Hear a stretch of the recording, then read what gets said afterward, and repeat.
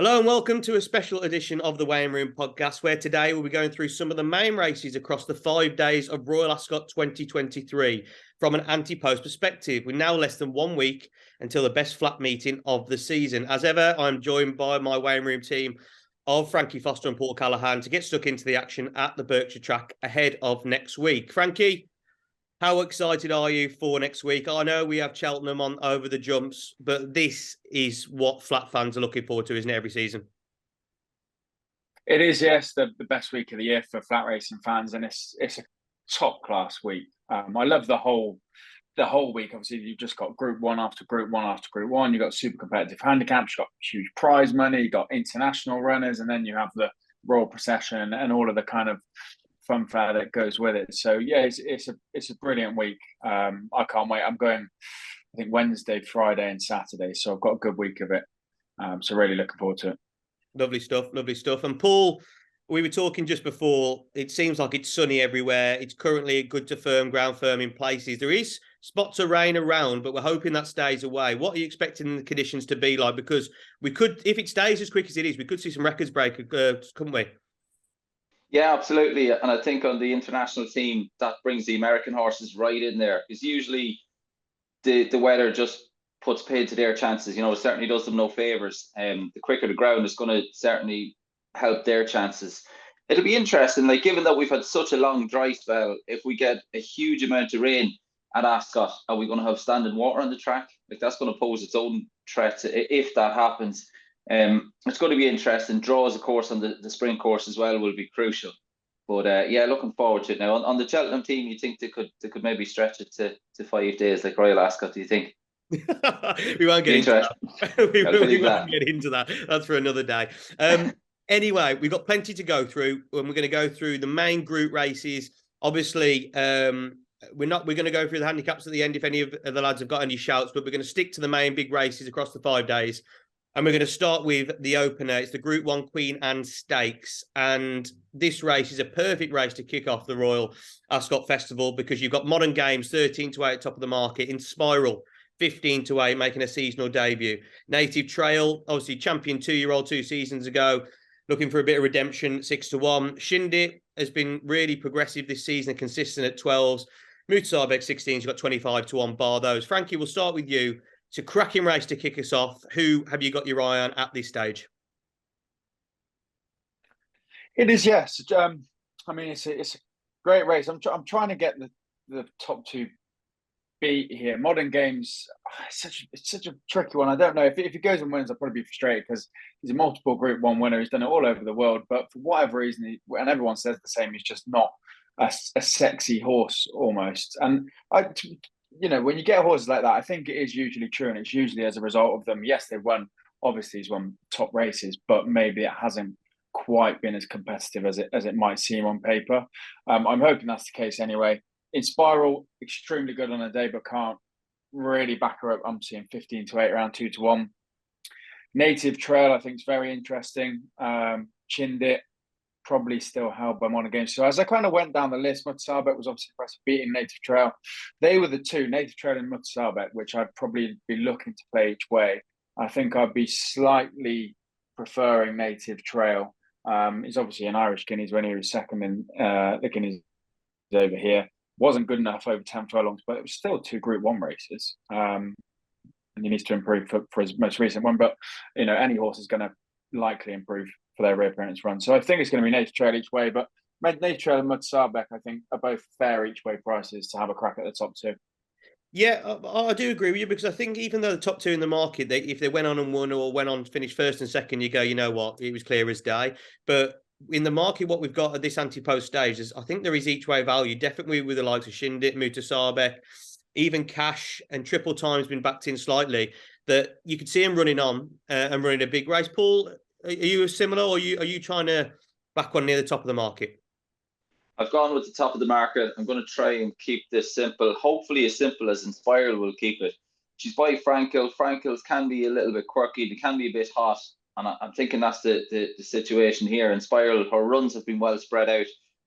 She's a 4-year-old. She's only had the 8 career starts. They've they have been well spread out. She was last seen finishing comfortably held 6-9, beaten 5 lengths by Bayside Boy. That was at Ascot in October. She has won she's a winner of the Coronation Stakes at Royal Ascot last year. So she came into Royal Ascot last season with a pretty similar route that she's played going into this year. It's a tried and tested route. She gets the fillies allowance. I'm sure Frank will be on board. That's going to be a huge factor.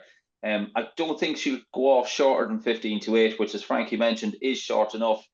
But I do think 15-8 it'll be fair enough. I think the Frankie factor is going to be huge at Ascot this week, and I think Inspiral can get Frankie and Frankie fans off to winning ways here in the Queen Anne Stakes. Yeah, I think you bang on. Frankie Dettori, the bookies are going to be running scared of him over all 5 days, obviously with it being his last Royal Ascot. And if he does bang in a few winners at the start of the week, coming toward the end of the week, there could be some serious short price about horse.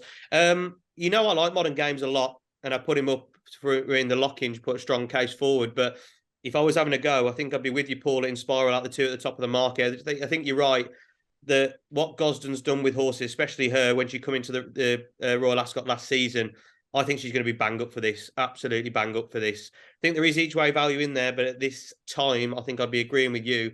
I think Inspiral, because she's done it before, even though she's been erratic throughout her career and dropped in a few bad runs, whenever she's run fresh, she hasn't let you down. And I think that's probably the key to this horse. So, and on official ratings, off of what? Official rating 120, Modern Games 121, but getting the £3 is actually should be the other way around in the market if you look at that, but you can see why it isn't. With Modern Games having 2 runs already this season. Right, there's some good cases put forward there in the Queen Anne. Another tricky one, but a cracker on the opening day is the Group 2 Coventry Stakes. A race that has been absolutely dominated by 2 at the top of the market from an Ante-Post stage.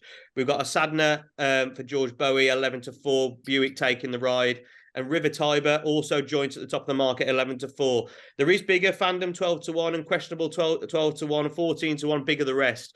Lads, I'm not sure about you. Paul will start. You might have one at a bigger price, but I think they're taking up 50% of the market on the Betfair exchange currently, the top 2 in the market. So who are you siding with at this stage? I've gone with Jessica Harrington's Give Me the Beat Boys, who's 2 from 2. Debut win came over the extended 5 furlongs, 5.5 furlongs. That was on soft ground at Navan. Showed a cracking attitude, I thought, to land a Group 3 contest at the Curragh last time out. Hit the front probably soon enough.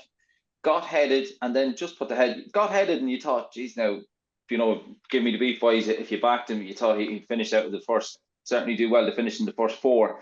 And just put the head down and battle back under Shane Foley, who unfortunately Shane Foley misses Royal Ascot. So jockey bookings will be interesting here. But Give Me the Beat Boys is my idea of the winner. Best price 16-1. I do like fandom from the Wesley Ward yard. I think, as we mentioned at the top of the show, the weather's going to be key here. If it's quick ground, I think that brings fandom right into this. Won on debut at Keeneland. That was towards the end of April over the 5.5 furlong trip. Was drawn out wide, quick away from the gates, got across to the inside rail and was hard held, leaving the back stretch and had the field well strung out. I would like to see Frankie. I know Irad Ortiz is jocked up already. I wouldn't be a huge fan of Irad, with all due respect, here on the European circuit. His strike rate in England wouldn't be the best. I would have liked to see maybe Frankie on board. I'd be a bit sweeter on fandom. But if the ground is quick, I would give fandom a serious chance. But 16, that's what price? 16-1. I'd be happy to get involved with Give Me the Beat Boys. Yeah, 2 against the field then. And if anyone watched last year's 2022 Royal Ascot, you'll see a current theme following on to this year. I absolutely love Wesley Ward runners at Royal Ascot. I think that's it. That's the one and only, James. Yeah. Well, you got to do the second race anyway. Like I was mentioning, Paul's gone 2 against the field there, Frankie, but a Sadner and River Tiber, they're both very interesting at the top of the market, aren't they? Yeah, out of the top 2, I'd be siding with a Sadner. Funnily enough, Give Me the Beat Boys was my selection as well. So 2 of us having a stab at a 16-1 shot. But yeah, a Sadner, I mean, they both have looked really impressive. A Sadner out of the top 2 for me. But Give Me the Beat Boys, I just like the way that she battled back over 6. And I think a lot of these, they've obviously all got speed. Plenty of them will come here with just 1 start to their name. I think Give Me the Beat Boys with 2 starts already and showing a bit of grit could just be the difference in the closing stages, I'm hoping anyway. Because as Paul mentioned, Gimme the Beat was really tough in the finish. So yeah, I think you're getting a fair each way price there for a horse that has a good attitude. Yeah, another vote for Give Me the Beat Boys. Then 16s for Jessica Harrington. I think River Tiber at the top two personally. I think a little bit more experience, step up to 6 furlongs. He's absolutely going to suit him down to the ground. And he has done well in this race, Aidan O'Brien. He's obviously got a lot of big guns across the 5 days. And I think this one will go very, very close. Obviously, he's at the top of the market already. But out the top two, I would be going with River Tiber. Obviously, it's an action-packed first day at Royal Ascot, and there's more Group 1 action on the card. The St. James's Palace Stakes, arguably going to be the race of the day. We see at the top of the market, obviously the 2,000 guineas winner, Chaldine, 2-1. We've got the Irish guineas winner, Paddington. And then you've got more interesting runners that haven't really mixed it at the top level, but Cicero's Gift at 4s, Mustabshire for Jonathan Thady Gosden at 7s, Isaac Shelby, who obviously beat Chaldine, but Frankie fell off Chaldine in the Greenham, and that's 9s. Royal Scotsman in here at 14s. Obviously didn't run his race in the Irish 2000, but ran well in the 2000. Frankie, I'll start with you on this one. This is an absolutely cracking race, isn't it? It is, yes. Impossible one to find the winner of.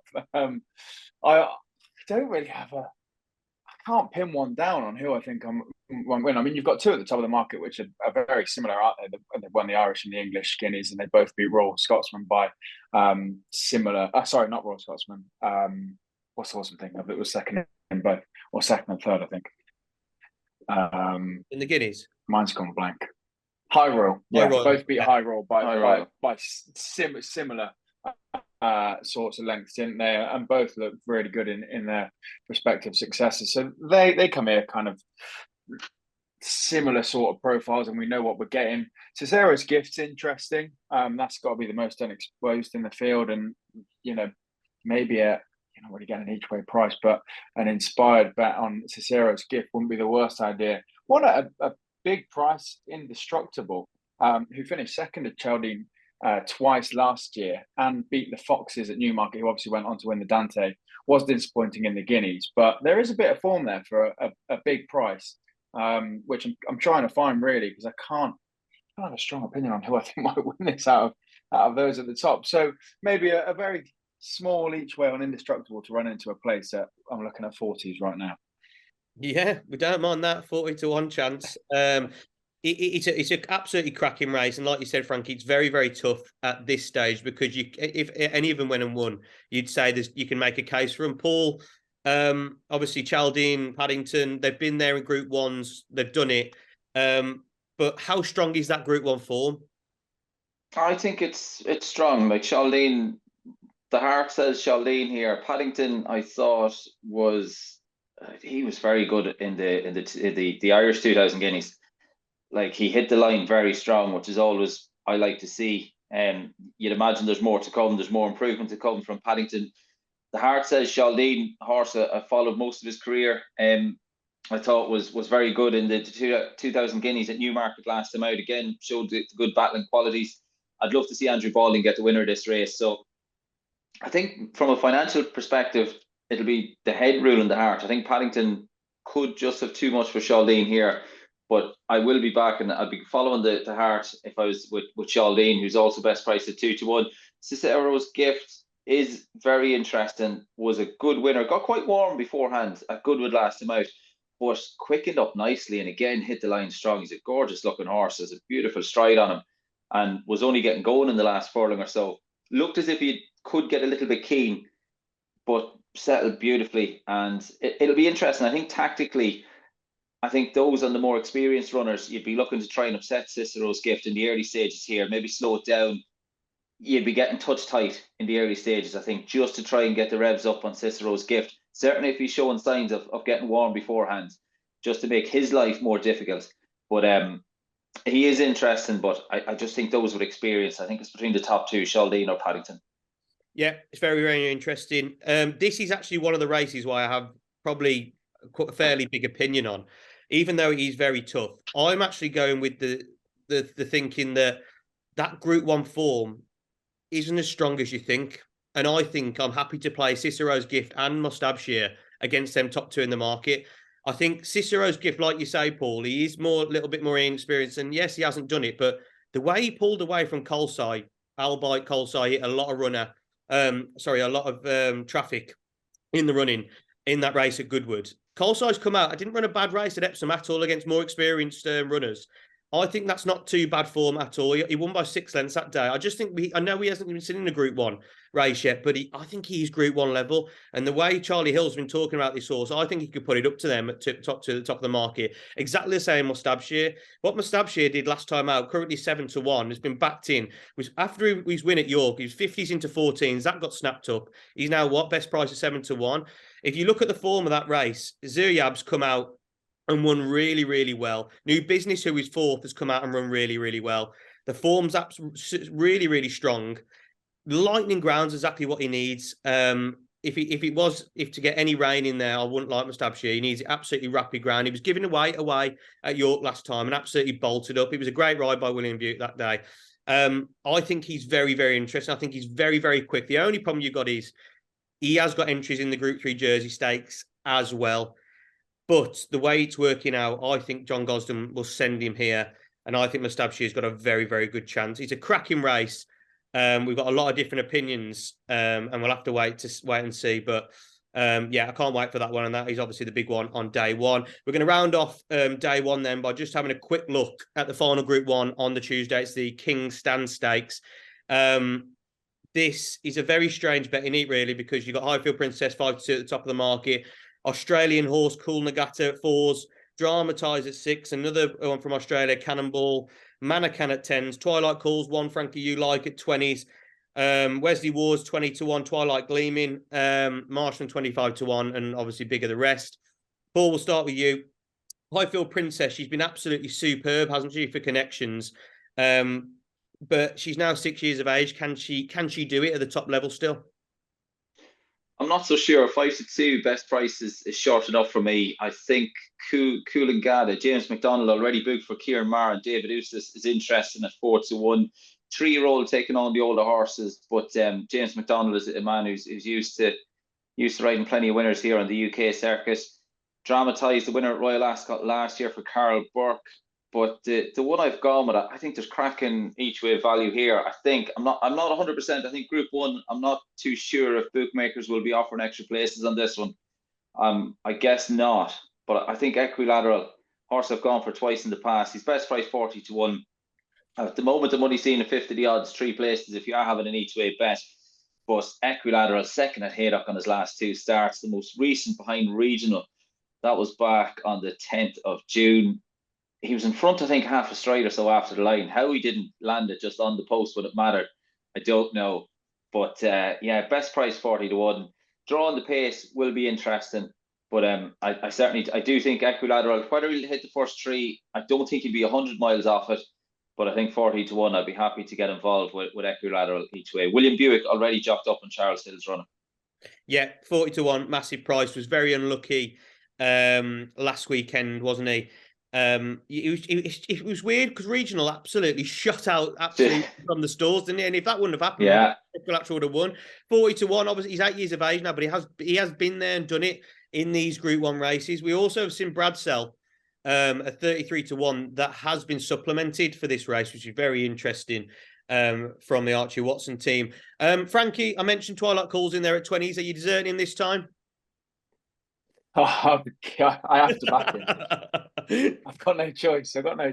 I mean, on last season's form, he's overpriced, but his price is what it is because of what's happened this year. I was scratching my head a bit after Haydock, to be honest, and I thought he was an absolute nut that day, and I was kind of hoping that the ground was the issue at Newmarket because we had all that rain all of a sudden. It was soft ground, and I thought maybe that's the excuse at Newmarket.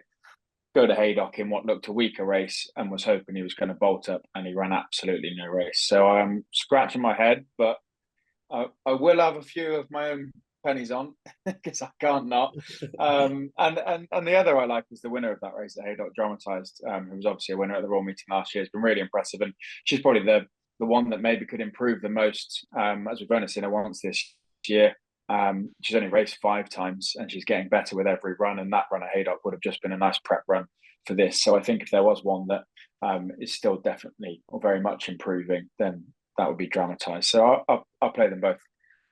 Yeah, Dramatise, a horse I put up, didn't I, when she won last time out. She's very interesting, obviously getting weight. I think it's a fascinating race because I think the weather is going to be a big thing for the Australian horses. We don't know how good these Australian horses are. Nature Strip, obviously, last season went on to bolt up in this, but are these horses coming over exactly the same as Nature Strip? We just don't know. It's a very, very good race. It'd be great to see Highfield Princess win, obviously winning 3 Group 1s on the spin in all different countries last season. So if she can carry on, she made a great debut as well, didn't she, coming back this season? Really, really good race. Right then, day 2. We're going to move on to. And the first race we're going to cover is the Group 2 Queen Mary Stakes. We don't actually have the 5-day declarations for this because we're recording on Wednesday evening, but we do have the betting market up for this. So currently at the top of the market, we've got Born to Rock 9-2, Beautiful Diamond in their 5s, Crimson Advocate 10-1, Ocean Mermaid 10-1. Got to Love a Grave Colbert 10-1, and then there's a lot very similar: Midnight Affair, Classic Flower, Relief Rally, and others at bigger prices. Frankie, we'll start with you on this. Look, this is one of the more tricky ones because we don't actually know what's running. But has there been one that is potentially going to go that's taken your eye in this field that could go to post? Yeah, one you mentioned, Midnight Affair for Richard Fahey. Probably caught my eye most actually at Newmarket when she just had absolutely no passage through whatsoever, and when getting a little bit of room at the end showed that she does have some pace, and then that was shown to true effect at Beverley when she was able just to be pulled out and go and win with ease. So yeah, she looks quite exciting. She's looked good. She's done, as I said, no luck at Newmarket, but then did the job very nicely at Beverley, and that's always a bit of a springboard, especially for Richard Fahey to come to a bigger race. So Midnight Affair, but as you said, we don't quite know too much yet. But I did like the way she won at Beverley. Yeah, I think Colbert could have an absolutely massive Royal Ascot, couldn't he? So yeah, Midnight Affair in there, lovely. Paul, who are you going for? Yeah, we the Wesley Ward team last year in 2022. I think we could have a Cara Burke team this year. I've gone with Beautiful Diamond from the Burke stable. He took this race last year. Not a race that I have a strong opinion on at the moment, but Beautiful Diamond was, I thought, impressed from scoring on debut at Nottingham, and at this stage is my idea of the winner. So, like I said, not a race that I have a strong opinion on at the moment, but Beautiful Diamond for me. Yeah, but it's a very tricky one really to get stuck into at this stage, but we whizzed through a few there. The Group 2 Duke of Cambridge, sorry, also comes on the Wednesday, and that does see some classy fillies and mares potentially head to post. We've got Jubilee at the top of the market, 9-4 for Joseph O'Brien. Laurel in there 4-1, bit of redemption mission. Prosperous Voyage, who was a winner last time out, 6. He's Above the Curve, who might not turn up, but is 8s. Just Beautiful, 8-1. Grand Dam, Jonathan Gosden has been seen for some time at 14s, and then 16-1 bar those. Paul, I actually think that Laurel could have a bit of redemption mission here. She's come for a little bit of money now, 4-1. What's your thoughts? I'm looking elsewhere, James. I don't know if anything, to my knowledge, nothing has come to light from her last run. I would be looking elsewhere. I don't mind, like we saw the O'Brien horses in the Guineas at Newmarket. They both ran stinkers. They both had excuses, and they've both come out and done the job, got back on track since. Laurel, her run last time out was too bad to be true. If you can forget about that and you're happy to take 4-1, absolutely, but not for me. I think Just Beautiful is interesting for Paddy Toomey. Good winner of a Group 2, getting the better of Jubilee last time out. The one I've gone with at a price is Queen Aminatu. When third one last seen, won a couple of illicit events at the end of last season, won a condition stakes at Newcastle, on Good Friday. Struggled in a Group 3 then at the Curragh. That was back on May the 1st, but I thought ran well to finish third behind Sacred and Sandrine in a Group 3 at Lingfield last time out. So at the prices, Queen Aminatu 20-1. I'd rather back Queen Aminatu each way than back Laurel to win at 4s. Yeah, that's lovely stuff. Obviously, a big price at 20s. Like you say, with Laurel, could go either way. That run was too bad to be true. But you have seen horses bounce back. She's against her own sex again. And I think she's a much better horse than that run. Look, 4's maybe a little bit skinny now. But I think there's big potential with this horse, so I'm happy to give her another go. I also think Grand Dam at 14s for the same stable. I know she's coming back off for a bit of a long run, but I think she's quite a nice horse. And at 14s, I'll be happy to find out just how good she is this season. But it's a very tricky market. Frankie, any big opinions in this race? I'm with Laurel. I think that the form prior to Newbury is good enough to win this, especially back against her own sex, who should have that good second in the Sun Chariot at Newmarket. And to be honest, I think I'd be happier with her running terribly at Newbury than if she ran okay into fourth or fifth. The fact that it was as just a complete stinker makes you think that I'd be happier to excuse a really, really poor run than an okay run, because I don't think it was a true running at all. And based off of previous form, I think she should be good enough to win this. So she does have to bounce back. But I'm quite keen on Laura here. Yeah, I just thought it was such a strange run. If you actually look ahead of that race as well in the Lockage, she was actually well backed. So they obviously fancied her. For some reason, she didn't run a race. I just think she's a horse with bundles of potential, and I am going to forgive her for that.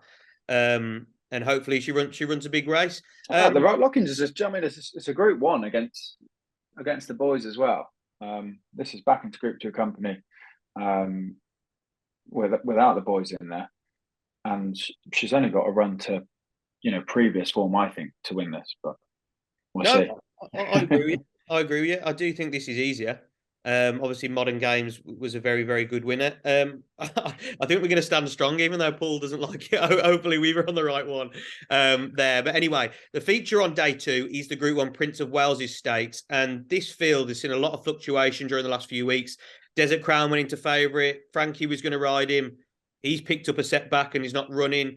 So currently at the top of the market, we've got Luxembourg at 2-1, Adyar 9-4, My Prospero 7-2, Baybridge 11-2, Sim Camille 16-1, Dubai Honor 25s, Mostardaf 33s, Point Lonsdale 33s. It's an absolutely cracking race. The feature on day 2. Frankie, we'll give you first go at this one. Obviously, it was disappointing, wasn't it? Desert Crown not running in this race, having been heavily backed, but we still see a very, very good field. Who do you like? Yeah, we do. I'm sticking with Luxembourg. I was strong on him the other week at the Curragh. And if you look at those two bits of form, when he won at the Curragh a couple of weeks ago and when he won at Leopardstown last year on good ground, over 10 furlongs, I think he's the one they've all got to beat. He has been beaten in a couple of races, one in France and at the Curragh, but they were over further and on soft ground. I think we're going to get his ideal conditions. Like I said, 10 furlongs, quick ground. And I think it'll be tough to stop. He's looking at one of the best bets of the week. Oh, we like to hear that. Luxembourg, a horse for me that I've absolutely loved. But whenever I think, you know what, he's definitely going to win, he throws in his bad run. And he puts you off for next time, doesn't it? But heading into Royal Ascot, off the back of that run, obviously taking on the likes of Baybridge, Pisbadil, Videni. I know Videni didn't run his race that day, but it was a good Group 1 to go and win. Paul, I know you like Luxembourg as well. Are you siding with him again in this? Head says Luxembourg. When you look back at his win at the Curragh last time out in the Tattersall's Gold Cup, 11-4 looks a huge price. I think 2-1 could well be a massive price come Wednesday afternoon. The heart says My Prospero, who I tipped up last time out when he was 4th behind Modern Games. That was in the Lockage back in May. That was his first start since October. He was only beaten 2 3/4 lengths by the winner. 7-2 is probably short enough by My Prospero, but I think Tom Marquand was quite sweet on him after the race, saying that connections were very happy with how he performed the last time out in the Lockage. So probably 2-1 from a betting perspective. 2-1 I think is fair, and at this stage I'll be rolling in with Luxembourg. Yeah, lovely stuff. 2 for Luxembourg. Then it's going to be an absolutely cracking race. Right, we're going to move on to Thursday, the third day. And the first race we're going to talk about is another tricky one where we don't know who's actually turning up, but there's a lot of nice youngsters in here. It's the Group 2 Norfolk Stakes. Currently at the top of the market, we have Elite Status at 6-4. That horse absolutely blew everyone away when bolted up at Sandown in the listed national stakes last time. However, American Rascal 11-4. River Tie was also in here 7-1, but don't think he'll go. The Liffey 8-1. Fandom's in here. Democracy 12s. look, Paul, it's very similar to the Queen Mary where we don't actually know the official declarations yet, but I know he's a short price at the top of the market, but elite status, he was very, very taking, wasn't he? He was absolutely, James.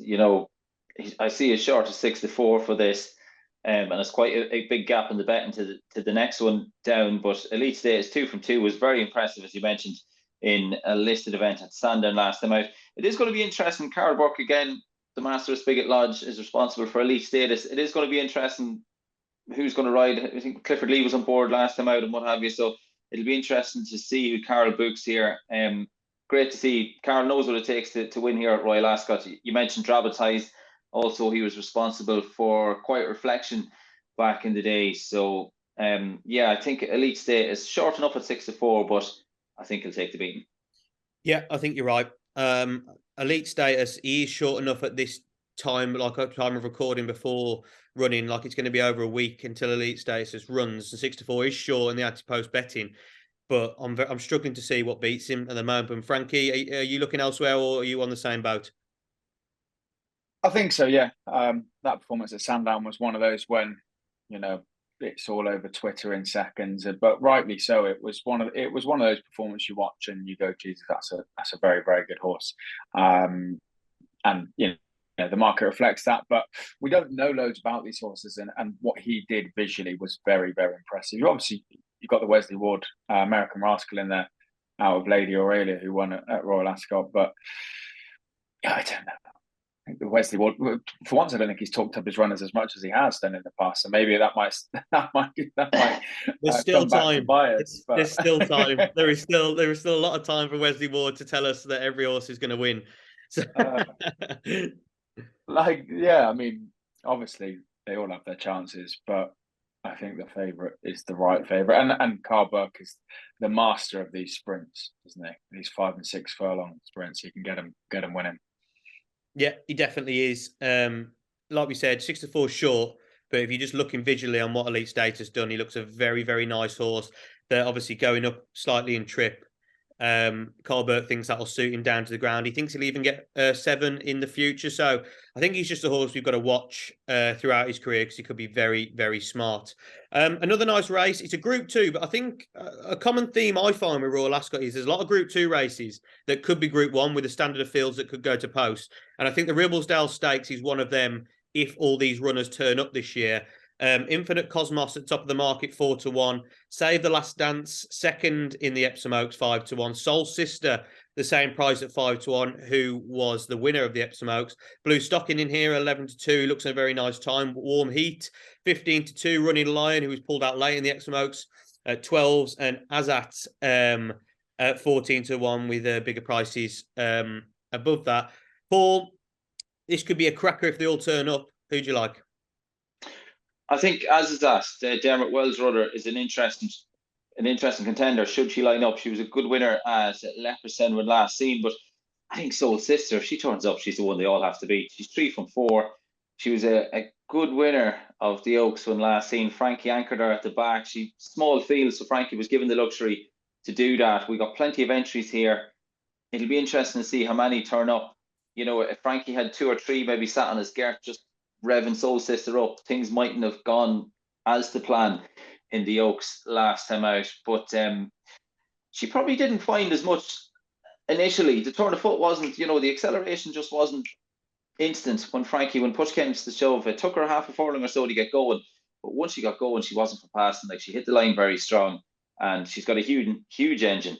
Best price 5-1, I think, is a massive price here for Soul Sister. I think if, say, the Last Dance and Soul Sister turn up for this race, Infinite Cosmos will not be the favourite come the off. It's just if they turn up. And obviously, this is what you get with betting Ante-Post. Frankie, was there anyone who took your eye in this field? No, I agree. I think keep it simple. Soul Sister was great in the Mousse d'Or and then a winner of the Oaks, both on good ground or quick ground, which she should get again. The trip was not a problem in the Oaks. As Paul said, she didn't quicken quite as instantly as she did at York, but she did still, when she got to top speed, wasn't for stopping. I think if she runs here, I cannot see why she's 5-1. if there was a load of rain, then yeah, you'd have the O'Brien horse shorter, but it's going to be a similar sort of event, in my opinion, to Epsom. And if she gets her way, then with a clear run, once Frankie Clicks go, I really do think she'll be hard to stop. Yeah, she proved it last time. If she turns up, isn't it? That's the thing. What were you going to say, Paul? Just, yeah, one thing I'd mentioned, and I said it kind of from something that I mentioned from the Oaks run, was if you wouldn't be suggesting team tactics or team play come into it, but if I was on an outsider from maybe the stable of one of the fancy runners, instead of going and making the pace, I'd be more inclined to sit on Frankie's girth here and just try and keep Soul Sister honest. You know, I wouldn't let Frankie have much of an opportunity to get her settled. I think that would pose more of a concern, I think, to Soul Sister's chances. Yeah, I think you make a really good case there. The feature of the race of the week then is the Group 1 Ascot Gold Cup. This year's renewal could have been as well. It looks more open, doesn't it? At the market, obviously, Kyprios isn't turning up. Last year's winner, Stradivarius, has been retired. Subjectivist, who was going to take over the division, got injured and hasn't looked the same horse since then. So the market currently reads as follows: we've got Coltrane at the top of the market, 3-1. Eldarov, the winner of the St. Ledger, 3-1. Joint at the top of the market. Emily Dickinson, 7-1, who looks to be Aidan O'Brien's best chance. Subjectivist in there at 10s, looking for a bit of redemption. Yabir, very interesting, going up a mile, highest rating in the field at 10s. Courage Mon Ami for Jonathan Hasty Gosden is one that we just don't know much about at all. Broom in here at 12s. Echoes in Rain could be interesting coming from the jumps. Trushan at 20s, who probably won't run if there's no rain. Frankie, this is very, very interesting, this race, the race of the week. For me, I think there's a lot of holes to be picked in a lot of the other runners, and Coltrane at 3-1 is as solid as you come. What's your thoughts? Yeah, I'd say you're not miles off. He's won over course and distance. He won the trial really nicely. He was obviously second at Trushan on British Champions Day when Trushan was at the top of his game. He kind of ticked every box that you'd like, and he comes here in the best recent form, doesn't he? So yeah, he's your favourite, but he definitely is in there for me. I think one that maybe you were slightly harsh on is Subjectivist, who has won this race before. And they've obviously gone overseas chasing big pots and big prizes, and it hasn't worked out. But coming back here, if running to his best, I know that he did nick the race, really, because he turned for home and kicked. But if there's a lot of runners in here and you've got one on the front end like Subjectivist that can go and kind of try and nick the race, then we've seen it before with horses caught behind. Doesn't matter how good you are, if you're not up there with the pace, then it can be hard to catch one. So I think the favourite's strong, but I'd be slightly fairer on Subjectivist and say that he could still have a chance. Yeah, I just think, look, I could have mud on my face because Subjectivist could run a cracking race. He's obviously done it before. I just think that after you have such a bad injury and what he showed since he's come back, I know he's been shoved into some hard races. I just think it's very, very hard to come back and win this race when you picked up such a bad injury. But I could be proven wrong. Paul, I mentioned Emily Dickinson in there, obviously the main runner for Aidan O'Brien, who won it last season. She was backed in last time out at Leopardstown into 2-5, wasn't she? Obviously went up the inside under Ryan Moore and just didn't really seem to run a race. And she looks a seriously slow horse. So you think the 2 mile will be right up a street, wouldn't you?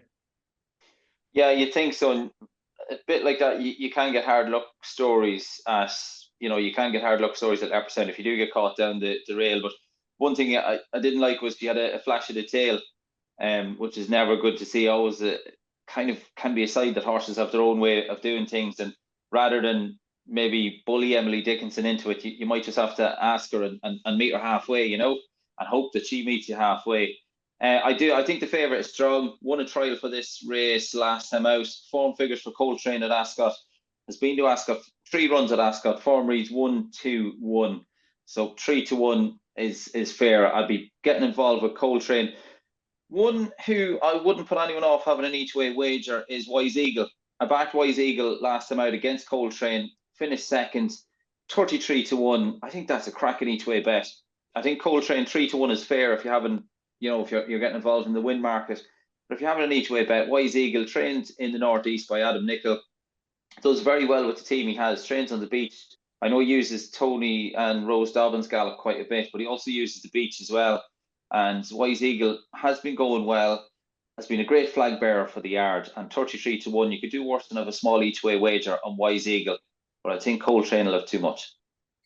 Yep, superb connections on the Wise Eagle, and I'm with you with Coltrane. I just want to mention a few in here that we've overlooked slightly, because obviously it is one of the bigger races of the festival. Frankie, Eldarov, obviously perfect race last time out, stepping up in trip. You'd like to think it would suit, but at 3 to 1, do you think it's slightly skinny?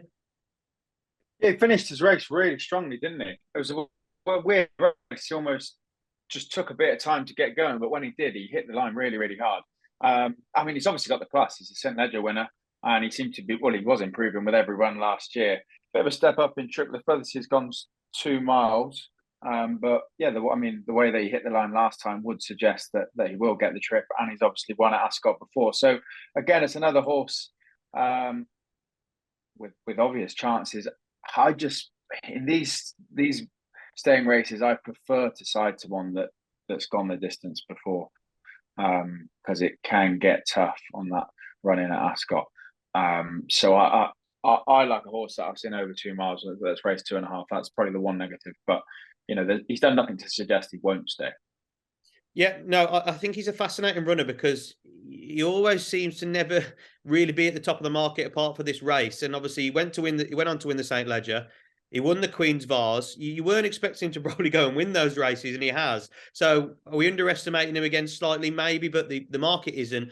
Paul, there's others in the race that we mentioned. Your Beer's fascinating, because will he stay the extra mile? Courage Mon Ami, we don't know too much about.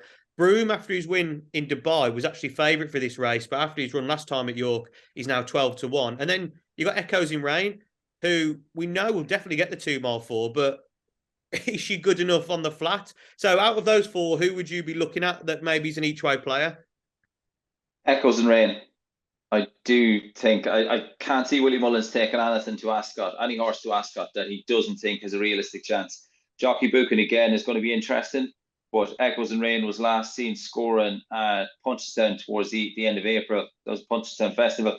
Yeah, question marks on the flat for sure, but I can't see Willie loading any horses that he doesn't think has a real life chance here. He'd be the first trainer to win the Cheltenham Gold Cup and the Ascot Gold Cup in the same season. That's a stat, isn't it? That's a cracking stat. Serious. And Echoes in Rain, it's not the worst chance in the world at 14s. I think she's a brilliant horse. Obviously, what she did last time over the jumps was absolutely superb, wasn't it? At Punchestown, putting away what She Wears It Well, Epatante, Brandy Love Envoy, very good horses over jumps, and she absolutely belted them. So yeah, I love Willie. I love the jumps, so hopefully she can go and run well for him. The penultimate day of Royal Ascot then sees some more outstanding group events. One we're just going to have a look at is the only Group 3 we're going to have a look at. It's the Albany Stakes, and the reason why I wanted us to take a look at this is because it's absolutely fascinating that we're seeing all these youngsters. They're absolutely rapid. We don't know too much about them, but there's a lot of value, I think, currently in the betting for this race. We've got Jabara at the top of the market, 4 to 1. Soprano's joining him at the top of the market. Obviously, a winner at Newmarket. Midnight Fair's come out and won since. Porter Fortuna for Donnachie O'Brien, 6s, a nice wheel last time out. Matrika, 7s for Aidan O'Brien. And another one that's really interesting is Navassa Island, who's another runner from Ireland. Paul, we'll let you start in this one. Obviously, we don't know too much about it, but is there anyone you looked at that could be seriously special? There's a horse I quite like again from Spigot Lodge. I've gone with Got to Love Her Grey. I know she's a couple of entries at the Royal Meeting, but I think if she lines up here, she's got a real life chance. She's a perfect 2 from 2 under Sam James. Won a listed event at York last time out when getting the better of stable companion Dorothy Lawrence. And I think Got to Love Her Grey, with a name like that, she is a grey, I think is sure to be popular. Yeah, definitely. It's just whatever race she turns up in, I think she'll have a great chance. Frankie, do you have a big opinion on this race? No, I was just looking at Midnight Fair's prices and where she may run. You think she's most likely to go here? It's difficult, isn't it? Because she could turn up in either of them, really. It just depends what the trainer wants to do. But yeah, outside of that, no. If I'm honest, I'll be waving the white flag. So I'll probably follow her into whichever sprint she goes into. And bar that, at this stage, I don't have a massive opinion. Yeah, that's no problem. It's very tough at this stage. We can't have a go at all of them. I actually did like 2 in here. I thought Jabara was very, very interesting for Roger Varian. I know at the top of the market 4-1, but the horse that was third that day, La Guarida, I think for Richard Hannon's come out and won really, really nicely since. And I think that form's fairly solid. I think Jabara's a very, very nice type to keep on the right side of. And I also think another one in there, an each way price currently, is Navassa Island. If you go and watch this race back, how this horse finished second by a clear way, Portafuciona won that race, but a couple of strides longer, and no way would that horse have won. Navassa Island's 10-1, nearly double the price of that, and the way she got there was absolutely superb. So Navassa Island for me at 10s is very interesting each way, but Jabara would be the one I would go with. Look, it's a very difficult race, but they're 2 I picked out just to keep an eye on in that race. What a race that we're going to have probably more of an opinion on is the Group 1 Commonwealth Cup. Obviously a really big one on the Friday. Currently, the market reads as follows. We have Little Big Bear, Frankie, a massive favourite of yours, 15-8. Sakir, 4-1, dropping back in trip as well. Shaquille's been superb for Judy Camacho, who can't be in any better form this season. Lazoo at joint price at 10s. Noble Style, if you want a bit of redemption, at 12s. Ocean Quest 14s. Aldas in 20s. Marshman 20s. Mystic Magic 20s and 20-1 bigger. The rest. Frankie, we'll start with you here. I think probably the top 5 or 6 in the market, they're fascinating runners. They are, but you know where I'm going. Little Big Bear. I'll be disappointed if it wasn't. Yeah, keep it straightforward. I've said it many times. He was one of the most exciting 2-year-olds for me last year. Wasn't bothered about his run at Newmarket. It was the wrong trip. He didn't get any. He got bumped in running. It just didn't happen. There's a million and one excuses, and it proved that he's as good as ever. Went back to 6, winning the Group 2 at Haydock. I think he's just a pure speedster brute. This is what he should be racing over. And yeah, he's a short price favourite, but I'm not going anywhere else. I'm sticking with the Bear. Yeah, Little Bit Bear. Look, what is bad to say about this horse? Proved me wrong last time. I don't think I'll be having egg on my face again. I think you got to keep it very straight and simple with Little Bit Bear. But I do think that on the day he will be taken on, and I think you might get a slightly bigger price. I might be wrong, but I think you've got a lot in there against Little Big Bear. Some people might be thinking at Haydock that obviously a lot of horses won on that standside rail. And there might have been if you look at the horse that finished second behind him, is in at 20-1, should have been a ring. That absolutely flew home into second. And that was on the same side of the track. So people might be thinking, is the horse actually back? I know we've seen August Rodin come out, run a stinker in the Guineas, go and win the Derby. So we'll have to wait and see. I think he's fascinating. I'll put Sakir up for the Guineas. We'll never know if he stayed or not because didn't like the conditions. But what he did over 6 last season was brilliant. Shaquille's been absolute come on leaps and bounds this season. But Lazoo, I think, is really interesting, dropping back in trip. Obviously, she gets the sex allowance off Ainstone 13, and she's currently 10-1 and getting a fast ground again. I think she's very interesting at 10-1 each way. So she'd probably be my each way play on off the back of what she did as a 2-year-old. Paul, another one in here, Noble Style. I think we both put him up when he ran last time, and he just looked like such a strange run. But can he bounce back at 12s? I don't think so. I think they're all going to have their work cut out here to get the better of Little Big Bear. This is going to be short and sweet, as the fella says. Little Big Bear, the ground won't be an issue if the rain does arrive. 1 on good to firm, 1 on soft ground, 6 furlongs back to his trip. Your only hope would be that there's some pace drawn in the vicinity of Little Big Bear that can just help him into the race. But yeah, I think they'll all have to work cut out to get the better of Little Big Bear. Yep, I think you're right. I tried to play devil's advocate and tried to find an easy way. But I think you look on the face of it, I think Little Big Bear will probably go and win. But for me, Lazoo each way is one to have a look at. Another big Group 1 we're going to be covering is the Coronation Stakes. This race obviously sees a little bit of a rematch between Tahira at the top of the market, 10-11, and Morge, obviously first and second in the 1,000 guineas. We've got Meditate, who was second in the Irish 1,000 to Tahira, 8-1. Queen for You, fascinating for Jonathan Gosden, ran really, really well last time out at York. currently 12s. Sounds of Heaven for Jessica Harrington's really interesting at 12s as well. So another good race, Paul, to get stuck into. But I think Tahira is going to be very tough to beat, isn't she? Yeah, I'm not 100% James whether the market has it spot on here. Tahira's best price 10 to 11, Mo's best price 11 to 4. I'd have them a little closer, I think, but I definitely got the impression from the 1000 at Newmarket that Chris Hayes was quite disappointed that he just didn't land it on the line.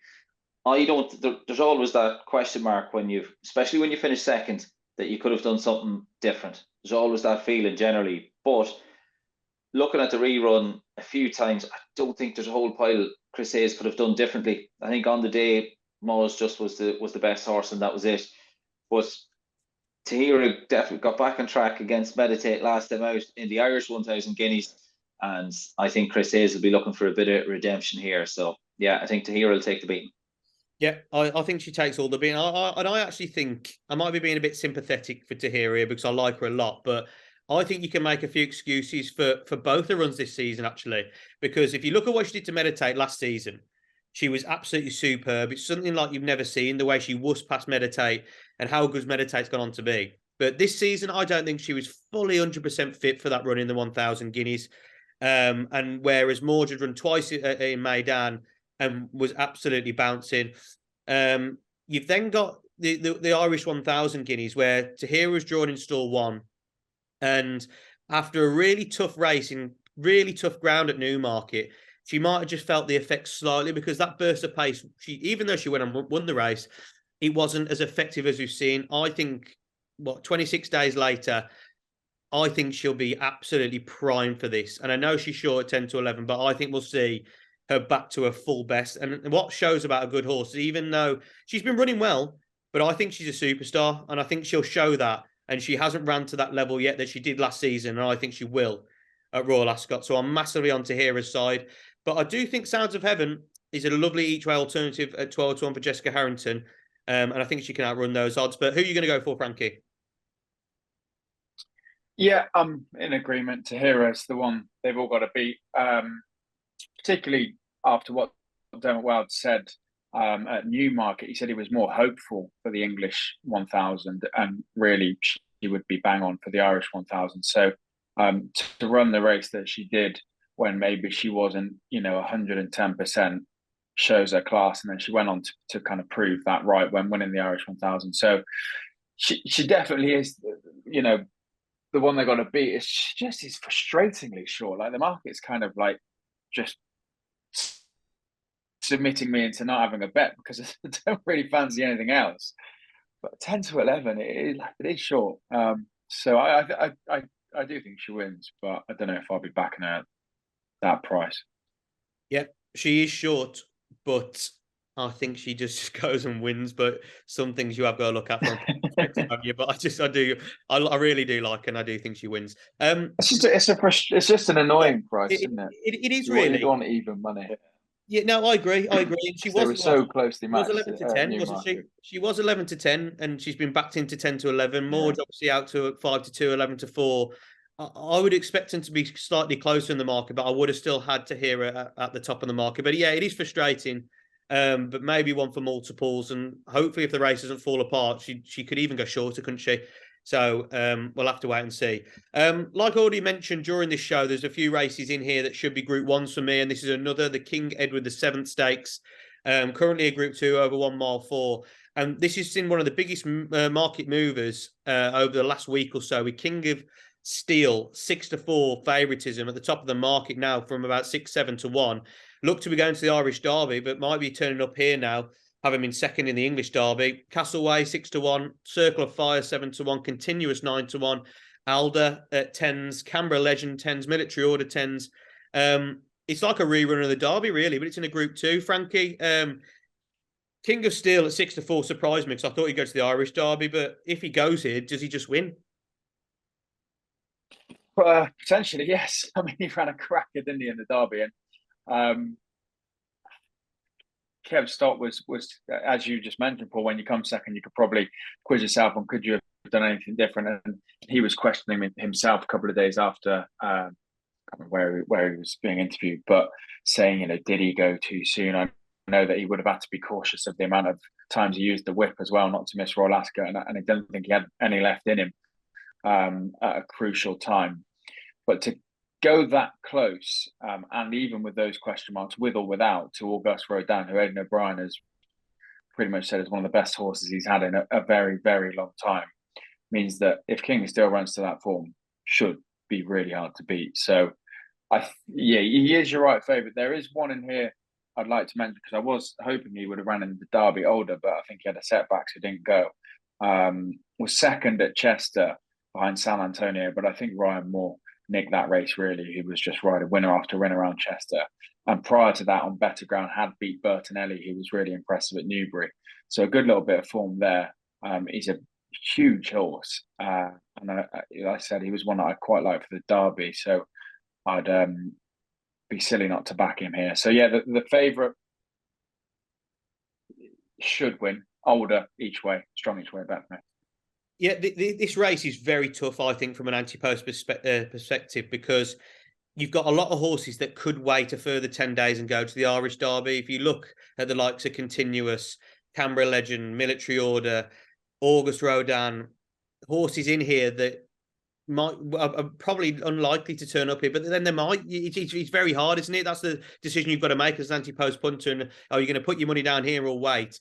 I think two that are likely to turn up here are Castle Way and Circle of Fire, Paul. And I think from each way perspectives, they could hit the frame if it does cut up. But who do you like? I think Bertinelli is worth to mention. I think a horse that you napped up last time out, won a competitive handicap, would probably need to come on another step to get involved here. But best price 16-1 wouldn't put anyone off getting involved with Bertinelli. I would take a chance also at 16s with the William Haggas trained Klondike, who was a good winner on racecourse debuts by Galileo. Was a good winner on racecourse debut. That was at Newbury over a mile and 3. So was obviously showing very little at home. Was quite slow. Was sent off 7-2. Tom Marquand was on board, and then was a good second of 6, beating 3 lengths at Goodwood, then behind Gregory when last seen. Like I said, the yards runners generally do improve with racing experience. 16-1. I'd be happy to take a chance on Klondike.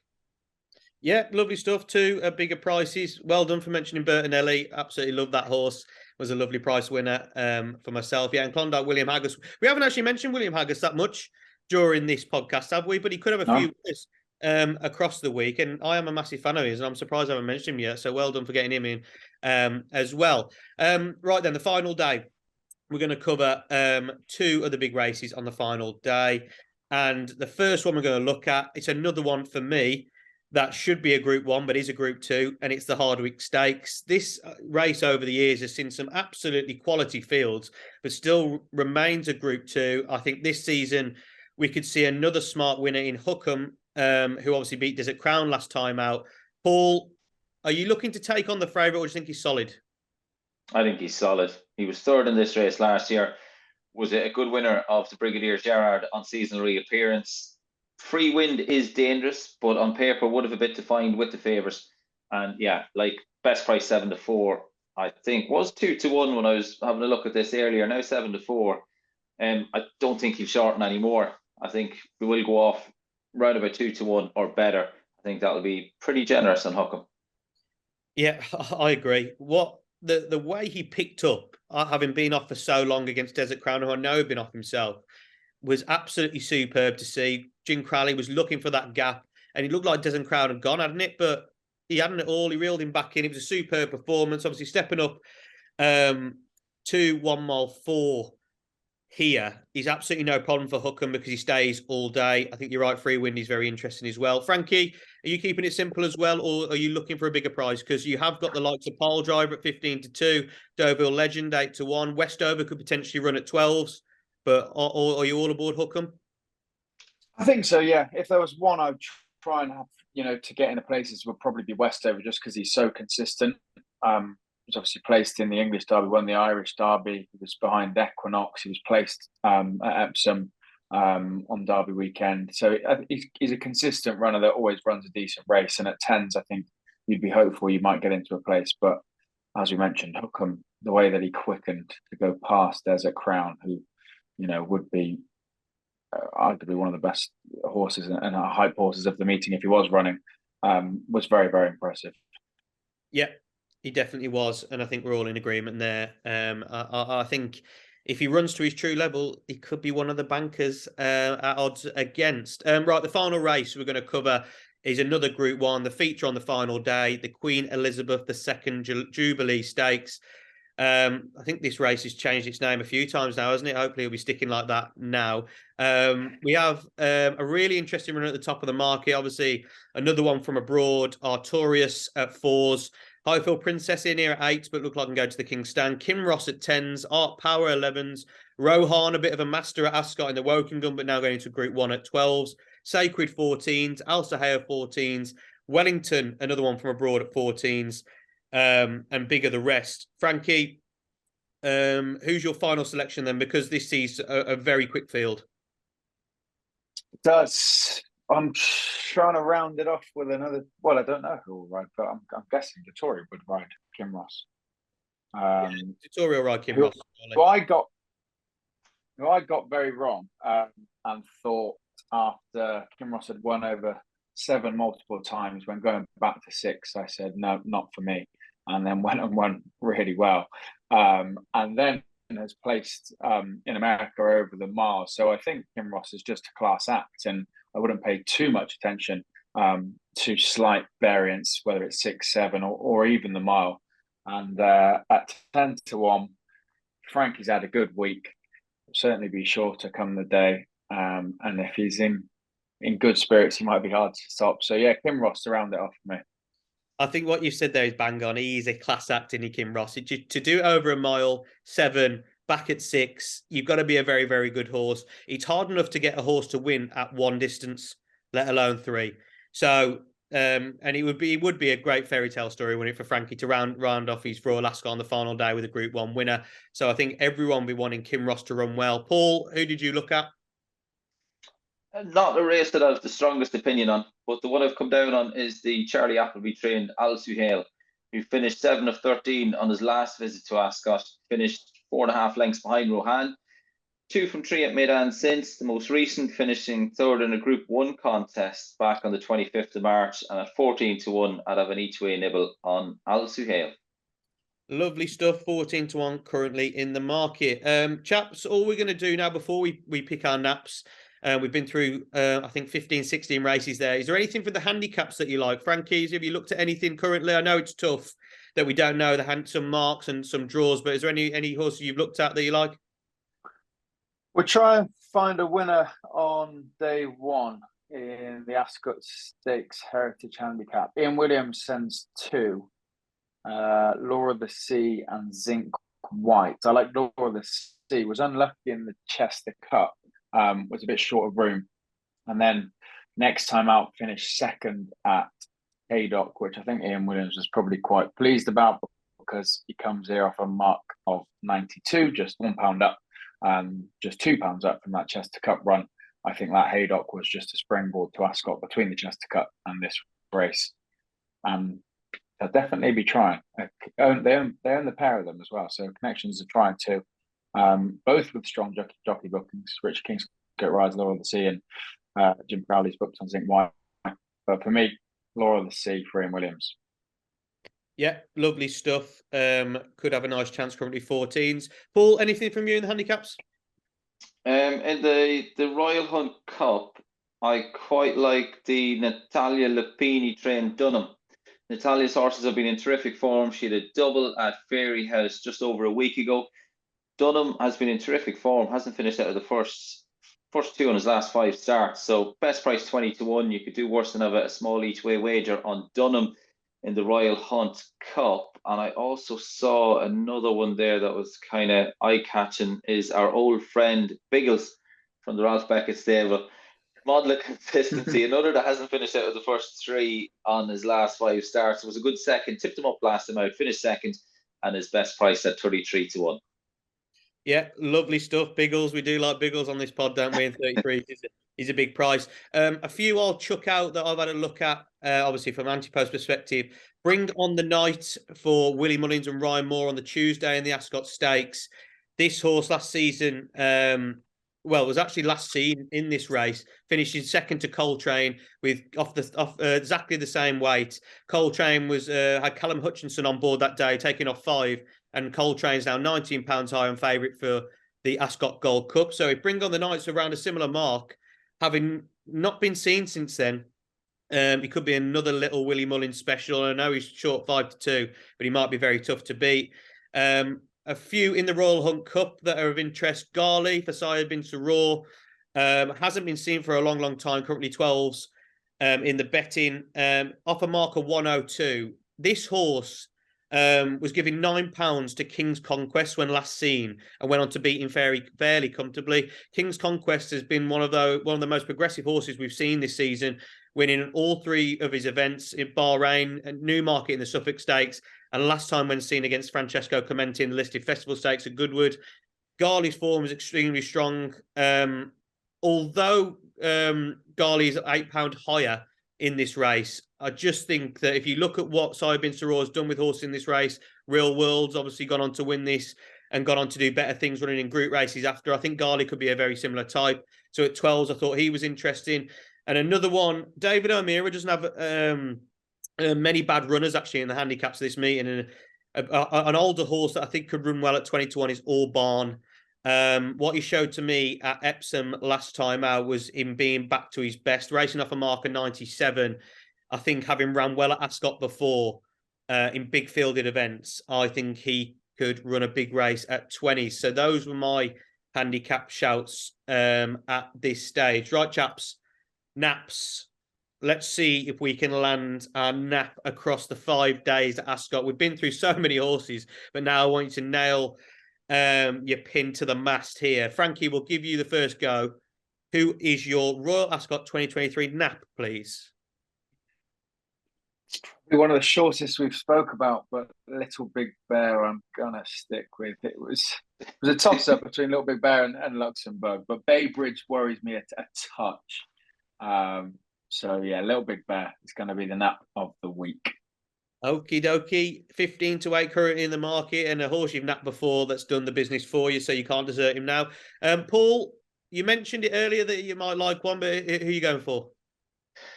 Having played out his chances all week, James, and I think watching all his runners, watching Frankie being jocked up on his runners come declaration time, Wesley Ward leading trailer. 33-1 I'm saying. I'm just messing. I'm buying time there. Frankie's after stealing my nap. I'm going to go with Shaldean in the St James's Palace on Tuesday. Shaldean, heart ruling the head here to get the better of Paddington. Absolutely lovely. Honestly, Little Big Bear for you, Frankie. You've stuck by him all this time. Shaldean, Paul, you've stuck by him every single time. So fair play, sticking with it for Royal Ascot. My nap is going to be in the big one, the Gold Cup, Coltrane. At 3-1. I think he's the most solid in the field by a mile, proven at the trip, over course and distance. Superb form last season against Trushan, who was at his best. I think a lot of these horses have got a lot of holes in them, and I don't think Coltrane has. I think he's been getting better and better. So at 3-1, I think he's a great price in the Gold Cup. Lads, thanks as always. We've covered a lot there. It looks like it's set to be an unbelievable 5 days of action at the Berkshire track. So thanks for all your selections. Be sure to like this video, subscribe to the Wizard Closer channel because there'll be more to come across Royal Ascot. And also put your naps in for the festival below. We'd like to see what you're going for in the comments. Let's hope we found some winners there, lads. And all the best where everyone is back in for the 5 days on the flat.